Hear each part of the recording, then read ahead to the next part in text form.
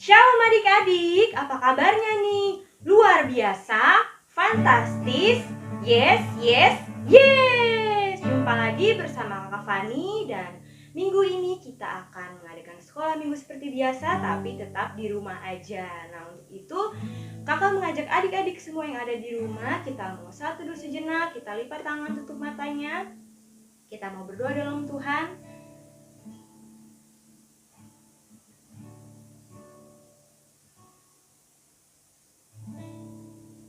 Yang sudah berdoa katakan amin. Oke, kita akan memuji nama Tuhan.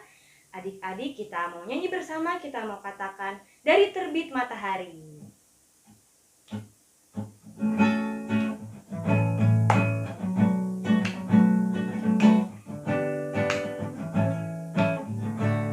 Kita mau katakan dari terbit matahari.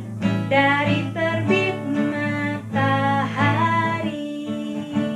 sampai pada masuknya, biarlah nama Tuhan dipuji. Dari terbit matahari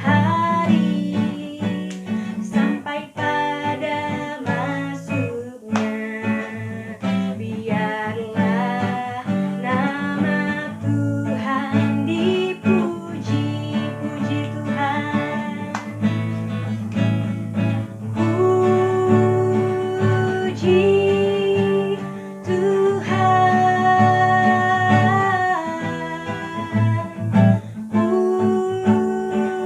puji Tuhan. Dari terbit matahari sampai pada masuknya, biarlah nama Tuhan dipuji. Puji Tuhan, puji Tuhan, puji Tuhan, puji Tuhan. Dari terbit matahari sampai pada masuknya, biarlah nama Tuhan dipuji. Nah, kita sudah memuji nama Tuhan dan sekarang saatnya kita mau masuk ke hadirat Tuhan. Untuk itu sebelum mendengarkan firman Tuhan, kita mau angkat pujian Firman-Mu pelita bagi kakiku. Semuanya dalam sikap doa, lipat tangan, tutup matanya, kita mau katakan Firman-Mu pelita bagi kakiku. Firman-Mu pelita bagi kakiku, terang bagi jalanku. Firman-Mu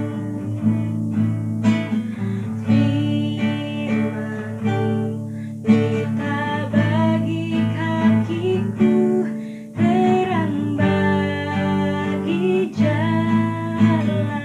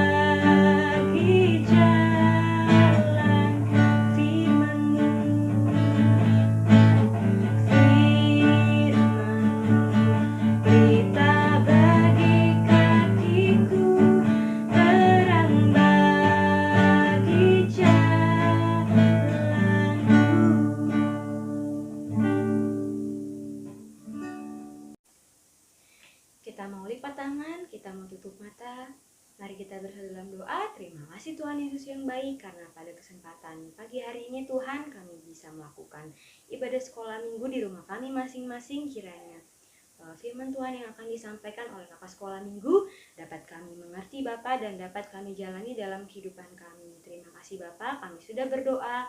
Kau berkati juga untuk mata kami untuk melihat dan telinga kami untuk mendengar, supaya kami bisa pakai dengan baik Bapa untuk mendengarkan firman-Mu. Hanya dalam nama-Mu kami sudah berdoa dan mengucap syukur. Haleluya. Amin. Nah, untuk minggu ini firman Tuhannya itu adalah tentang, ada yang tahu nggak nih tentang apa? Nah, betul banget. Firman Tuhannya adalah tentang hidup baru di dalam Tuhan. Hidup baru di dalam Tuhan. Ada yang tahu nggak adik-adik? Hidup baru di dalam Tuhan itu seperti apa? Nah, hidup baru di dalam Tuhan itu adalah suatu keadaan di mana kehidupan yang lama sudah kita tinggalkan dan kita sudah memulai kehidupan yang baru, yaitu yang lebih baik lagi. Misalkan kita kemarin-kemarin itu suka males berdoa, kalau mau makan gak berdoa dulu. Nah, tapi sekarang kita udah melakukan hidup baru, berarti kita jadi kayak gimana? Jadi rajin berdoa. Gak cuma rajin berdoa pas makan aja ya, tapi setiap apapun kita mau ngapain, kita harus berdoa. Kita mau pergi, kita harus berdoa. Kalau mau tidur harus berdoa. Berarti kita sudah melakukan hidup yang baru di dalam Tuhan pastinya. Nah, untuk itu kita mau mendengarkan firman Tuhan yang terambil dari Yohanes pasal 4 ayat 1 sampai 42. Dari Yohanes pasal 4 ayat 1 sampai 42. Karena ayatnya ini panjang banget, jadi kakak mau langsung ceritain ke inti dari firman Tuhan yang ada di ayat 1 sampai 42 ini. Nah, di sini tulisannya adalah tentang percakapan dengan perempuan Samaria. Nah, udah kebayang belum siapa nih yang melakukan hidup baru di dalam Tuhan? Berarti perempuan Samaria ini. Nah, untuk itu dengar dulu ceritanya. Jadi pada waktu itu Tuhan Yesus bersama dengan murid-muridnya sedang berjalan melewati suatu kota, dan kota itu bernama kota Samaria. Nah, kita mau baca di ayat 4 dan 5 bersama-sama ya. Ia harus melintasi daerah Samaria, maksudnya adalah Tuhan Yesus dan murid-muridnya.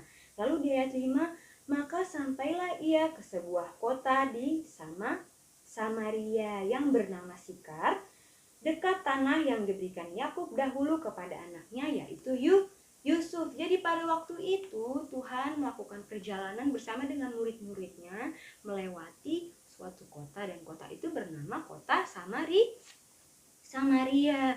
Nah, kemudian pada waktu itu Tuhan Yesus udah letih, udah capek jalannya udah jauh banget, karena zaman dulu itu gak ada kendaraan. Jadi kita mau kemana-kemana harus jalan kaki. Coba bayangin, ada gak kira-kira sekarang yang mau ke warung jalan kaki? Pasti ada, tapi tinggal sedikit kan. Paling kita kalau misalkan jalan kaki ke tempat yang deket-deket aja, biasanya kalau disuruh ke Alfamart sama mama pasti kita naik kendaraan, gak mungkin kita jalan kaki kan. Nah, jadi pada waktu itu untuk melakukan perjalanan kemanapun harus dengan berjalan kaki, dan disitu pada waktu itu Tuhan udah capek. Jadi Tuhan Yesus memilih untuk beristirahat, dan Tuhan melihat suatu sumur bernama sumur Yakub. Kita mau baca di ayat 6. Di situ terdapat sumur Yakub, dan Tuhan Yesus sangat letih oleh perjalanannya. Karena itu ia duduk di pinggir sumur itu, dan hari kira-kira pukul 12. Nah, jadi pada waktu Tuhan sudah letih pengen istirahat, Tuhan duduk di pinggir sumur Yakub itu. Dan pada waktu itu Tuhan beristirahatnya di situ pada pukul berapa?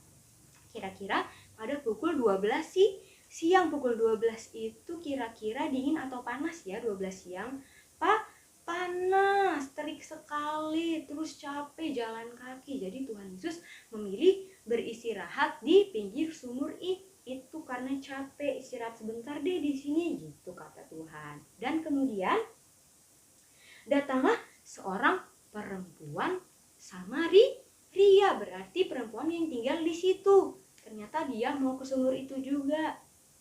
Terus apa yang terjadi? Kita mau baca di ayat 7. Maka datanglah seorang perempuan Samaria hendak menimba air. Jadi perempuan ini datang, dia pengen menimba air yang ada di situ. Sedangkan Tuhan sedang duduk di samping sumur itu. Lalu apa yang terjadi? Ternyata Tuhan bilang kepada perempuan ini, apa katanya? Berilah aku minum, sebab murid-muridnya telah pergi ke kota membeli makanan. Jadi di sini Tuhan Yesus bilang apa kepada perempuan itu? Berilah aku minum, hei perempuan Samaria, kata Tuhan Yesus gitu. Lalu apa yang terjadi? Kita mau baca di ayat 10. Jawab Yesus kepadanya, jikalau engkau tahu tentang karunia Allah dan siapakah dia yang berkata kepadamu, berilah aku minum, niscaya engkau telah meminta kepadanya dan ia telah memberikan kepadamu air yang hidup. Maksudnya apa sih? Ayo kita baca di ayat 11. Kata perempuan itu kepadanya, kepada Tuhan Yesus maksudnya, Tuhan, engkau tidak punya timba dan sumur ini amat dalam. Dari manakah engkau memperoleh air yang hidup itu? Katanya. Ternyata Tuhan Yesus menawarkan apa? Air hidup. Air hidup itu apa sih kira-kira? Air hidup itu adalah percaya kepada Tuhan Yesus. Lalu apa yang dilakukan? Tadi di ayat 11 dan sekarang ayat 12 kita baca, adakah engkau lebih besar daripada bapa kami Yakub yang telah memberikan sumur ini kepada kami dan yang telah minum sendiri dari dalamnya, ia serta anak-anaknya dan ternaknya? Jawab Yesus kepadanya, barang siapa minum air ini ia akan haus lagi. Jadi maksud Tuhan apa? Jika kalau ada yang pengen minum air dari sumur ini, dari sumur Yakub itu, maksudnya pasti akan haus lagi, kata Tuhan Yesus. Terus lanjut di ayat 14, tetapi barang siapa minum air yang akan kuberikan kepadanya, ia tidak akan haus lagi untuk selama-lamanya. Sebaliknya, air yang akan kuberikan kepadanya akan menjadi mata air di dalam dirinya yang terus-menerus memancar sampai kepada hidup yang kekal. Dan lanjut di ayat 15, kata perempuan itu kepada Tuhan, Tuhan, berikanlah aku air itu supaya aku tidak haus dan tidak usah datang lagi ke sini untuk menimba air. Kata si perempuan itu seperti itu. Jadi menurut kalian perempuan Samaria ini tertarik nggak sama yang Tuhan kasih? Apa tadi yang Tuhan kasih? Air hidup. Terus perempuan Samaria ini menerima nggak? Menerima. Tuhan, aku mau dong. Karena air yang dari sumur ini itu kan tadi Tuhan bilang akan buat kita bikin haus lagi. Tapi kalau air hidup yang Tuhan berikan tidak akan membuat aku haus lagi. Artinya apa? Artinya Tuhan akan memberikan kecukupan pada perempuan Samaria ini. Karena si perempuan Samaria ini menerima air hidup dalam Tuhan. Yaitu apa? Percaya kepada Tuhan Yesus. Karena dia ini adalah dulunya perempuan yang tidak percaya kepada Tuhan. Nah, kita mau baca lagi, lanjut di ayat akhirnya, lanjut di ayat 16. Kata Yesus kepadanya, pergilah, panggillah suamimu dan datang ke sini. Gitu. Wah, ternyata Tuhan Yesus tahu bahwa si perempuan Samaria ini udah punya suami dan suaminya itu ada banyak, lebih dari satu. Suaminya itu ada berapa? Ada 5. Coba bayangin. Baca di ayat 17. Kata perempuan itu, aku tidak mempunyai suami. Tuh dia nggak ngaku. Kata Yesus kepadanya, tepat katamu, apa katanya? Bahwa engkau tidak mempunyai suami, sebab engkau sudah mempunyai 5 suami, dan yang ada sekarang padamu bukanlah suamimu. Wah, suaminya ada berapa tuh? Ada 5, banyak banget. Boleh gak sih kita punya banyak suami? Gak boleh, kata Tuhan itu satu aja cukup. Nah, sedangkan dia suaminya ada 5, boleh gak kayak gitu? Gak boleh, berarti gak setia. Sama manusia aja gak setia, apalagi sama Tuhan Yesus. Wah, ternyata Tuhan udah tahu kehidupannya si perempuan Samaria ini. Akhirnya perempuan Samaria ini apa? Dia tahu bahwa Tuhan Yesus adalah Mesias, Tuhan Yesus adalah Tuhan yang layak untuk disembah, Tuhan yang layak untuk dipercaya, karena Tuhan sudah menebus dosa-dosa kita di kayu salib. Nah, kemudian kita lanjut mau baca di ayat 39. Ayat 39. Dan banyak orang Samaria dari kota itu telah menjadi percaya kepadanya. Karena perkataan perempuan itu yang bersaksi, ia mengatakan kepadaku segala sesuatu yang telah kuperbuat. Nah, jadi maksudnya apa? Ternyata perempuan Samaria ini mengajak bahwa orang-orang yang ada di Samaria ini untuk percaya kepada Tuhan seperti si perempuan Samaria ini. Jadi mereka si perempuan Samaria ini mengajak, ayo ternyata Mesias telah datang, ternyata Tuhan sudah datang. Ayo kita harus percaya kepada Tuhan Yesus karena hanya Tuhan yang layak untuk disembah. Lanjut di ayat 40. Ketika orang-orang Samaria itu sampai kepada Yesus, mereka meminta kepadanya supaya ia tinggal kepada mereka, dan ia pun tinggal di situ berapa hari? 2 hari lamanya. Dan lebih banyak lagi orang yang menjadi percaya karena perkataannya. Nah, jadi ternyata orang-orang yang tinggal di Samaria itu belum percaya kepada Tuhan. Tapi ketika Tuhan Yesus bertemu dengan perempuan Samaria ini diberitahu bahwa Tuhan memiliki air hidup, di mana kita harus percaya dengan Tuhan Yesus dan harus melakukan firman Tuhan. Akhirnya perempuan Samaria ini menerima air hidup. Siapa yang mau menerima air hidup seperti perempuan Samaria ini? Nah, untuk itu berarti orang-orang Samaria ini harus meninggalkan kehidupannya yang lama, yaitu tidak percaya kepada Tuhan, menjadi orang-orang yang percaya kepada Tuhan. Berarti mereka melakukan apa? Melakukan hidup yang baru sesuai dengan tema kita hari ini, hidup baru di dalam Tuhan. Nah, lanjut di ayat 42 yang terakhir. Dan mereka berkata kepada perempuan itu, kami percaya tetapi bukan lagi karena apa yang kau katakan, sebab kami sendiri telah mendengar dia dan kami tahu bahwa dialah benar-benar juru selamat dunia. Wah, hebat gak?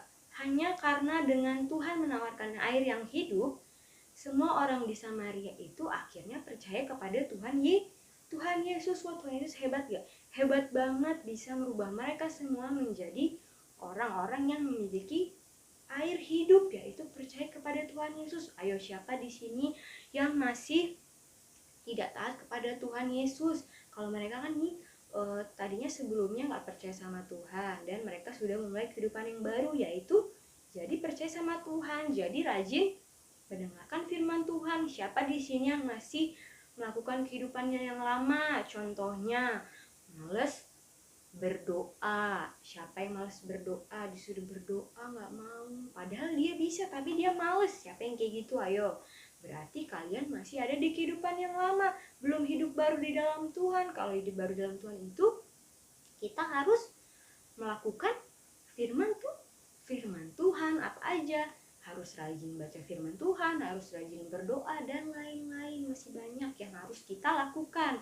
Nah, poin yang bisa diambil itu yang pertama adalah kita harus meninggalkan kehidupan yang lama dengan cara apa? Rajin berdoa tadi, terus rajin beribadah. Jangan hanya kita rajin di gereja, tapi kita juga harus rajin di rumah. Contohnya apa? Yang tadinya bangun tidur malas beres-beres kasur, sekarang harus hidup baru. Berarti bangun tidur jangan lupa berdoa dan rapihin tempat tidurnya. Jangan males kalau disuruh sama mama papanya, disuruh nyapu, disuruh nyuci piring, disuruh rapihin kamar. Berarti kita harus nurut karena kita mau melakukan hidup baru di dalam Tuhan. Dan yang kedua adalah harus selalu mengandalkan Tuhan Yesus dalam segala hal. Contohnya apa sih Kak mengandalkan Tuhan? Nah, contohnya itu misalkan kita pengen sesuatu nih, kita pengen deh nilai kita bagus di sekolah atau di kelas, tapi kenapa ya kita males banget buat belajar?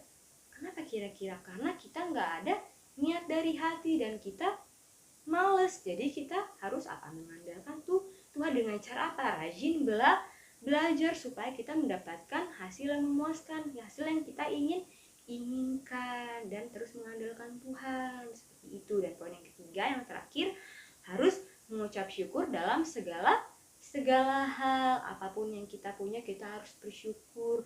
Jangan kalau misalkan kita masih punya sepatu yang bagus, tapi karena kita lihat punya teman kita masih ada sepatu baru tuh bagus banget, kita pura-pura bilang, "Ma, aku mau sepatu baru dong," gitu. Itu namanya tidak mengucap syukur, padahal sepatu kita masih bagus, masih layak, baju-baju kita masih layak, tapi kita selalu minta yang baru. Kira-kira itu perbuatan yang baik nggak? Enggak, itu malah buang-buang duit orang tua. Kalau kita masih punya pakaian yang layak, ya udah pakai aja. Kita harus mengucap syukur, dan kita harus terus mengucap syukur karena apa? Yang pertama, karena kita masih diberikan kesehatan. Siapa di sini yang lagi sakit? Ada nggak? Kita di sini sehat semua kan? Pastinya nggak ada yang kena COVID-19 kan? Serem banget.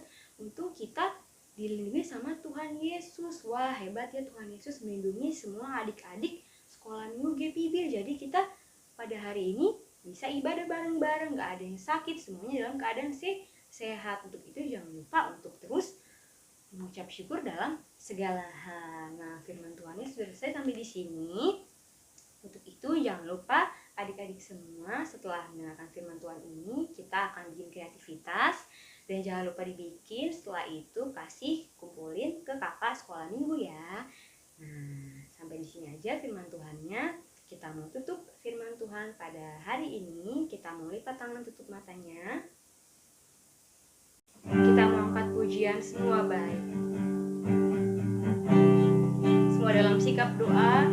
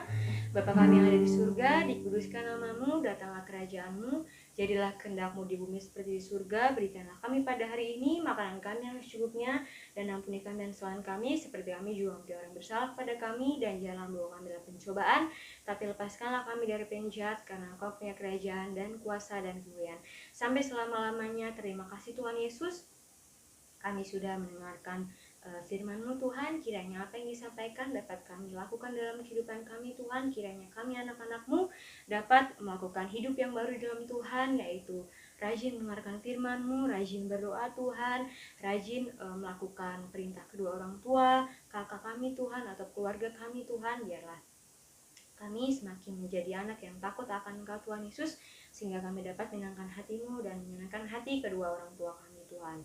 Berkati kami Bapa, walaupun kami ibadah di rumah, tapi kami yakin Tuhan Yesus Engkau akan mengurapi kami, Engkau akan memberkati setiap kami yang mendengarkan firman-Mu Tuhan Yesus. Terima kasih Bapa, kiranya Engkau cepat pulihkan bangsa kami dari wabah COVID-19 Tuhan, karena kami rindu untuk ibadah bersama teman-teman kami di gereja Tuhan.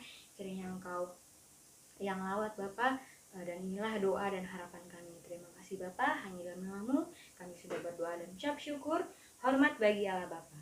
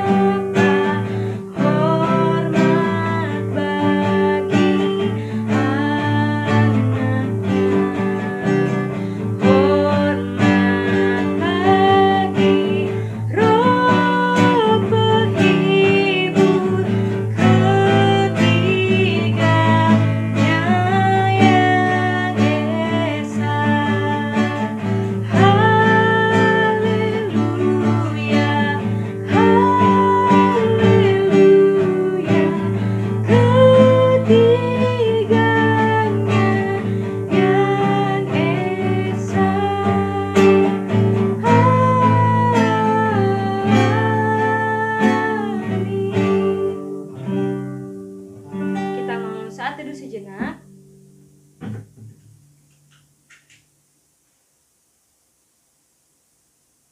Amin. Jangan lupa untuk adik-adik di rumah bikin kreativitas yang sudah kakak kasih contohnya ya. Selamat hari Minggu, Tuhan Yesus berkati.